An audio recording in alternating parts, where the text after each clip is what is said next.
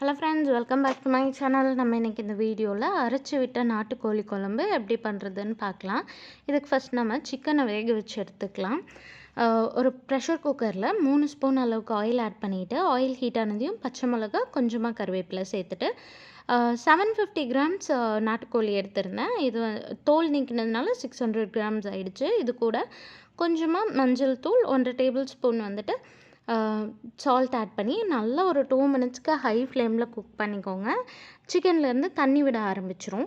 அப்போ வந்துட்டு நம்ம நார்மலாக லிட் போட்டு ஒரு 5 மினிட்ஸ்க்கு குக் பண்ணோன்னா அந்த சிக்கனில் இருக்க தண்ணியெல்லாம் ட்ரை ஆகிறதுக்கு ஆரம்பிச்சிரும். அதுக்கப்புறம் என்ன பண்ணுங்கன்னா, ஒரு 100 ml தண்ணி ஊற்றி அது வந்துட்டு ஒரு 6 விசிலுக்கு ப்ரெஷர் குக் பண்ணி எடுத்துக்கோங்க.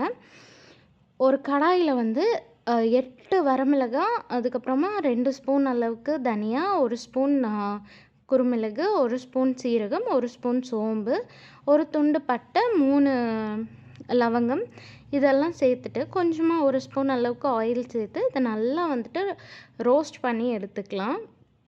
இந்த வறுத்த ஐட்டம்ஸ் எல்லாம் நம்ம வந்துட்டு ஒரு ஜாருக்கு மாற்றிட்டு இது கூட ஒரு துண்டு இஞ்சி, ஒரு 1/4 கப் அளவுக்கு தேங்காய் ஆட் பண்ணிவிட்டு நம்ம வந்து இதை கொஞ்சமாக தண்ணி விட்டு நல்லா பேஸ்ட் பண்ணி எடுத்துக்கலாம்.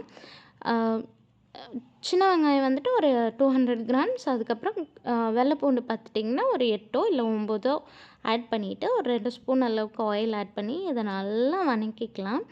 வதக்கினதுக்கப்புறமா இதை ஆறுனதையும் நம்ம அரைச்சி வச்சுருக்க மசாலா கூட இந்த ஆனியன்ஸையும் ஆட் பண்ணி கொஞ்சமாக தண்ணி விட்டு நல்லா ஃபைன் பேஸ்ட் பண்ணி எடுத்துக்கோங்க.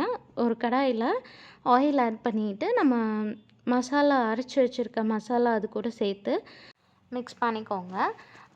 இது கூட வந்துட்டு ஒரு டேபிள் ஸ்பூன் அளவுக்கு சால்ட் ஆட் பண்ணிவிட்டு நல்லா ஒரு 1 மினிட்க்கு ஹை ஃப்ளேமில் வச்சு சாட்டே பண்ணிக்கலாம்.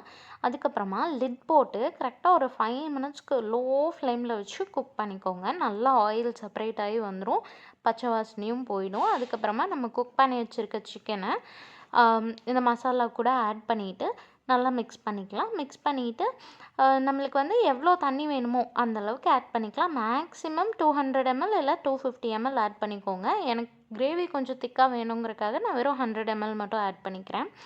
நல்லா ஹை ஃப்ளேமில் வச்சு 5 மினிட்ஸ்க்கு குக் பண்ணிக்கலாம். அதுக்கப்புறமா ஒருக்கா கலந்து விட்டுட்டு நல்லா லோ ஃப்ளேமில் இன்னொரு 5 மினிட்ஸ்க்கு குக் பண்ணிங்கன்னா கிரேவி வந்து நல்லா திக்கன் ஆகி வந்துடும். அவ்வளோதாங்க, சூப்பர் டேஸ்டியான நாட்டுக்கோழி கிரேவி ரெடி. நீங்களும் ட்ரை பண்ணி பார்த்துட்டு எப்படி இருந்துச்சுன்னு கமெண்ட் பண்ணுங்கள். தேங்க்ஸ் ஃபார் வாட்சிங்.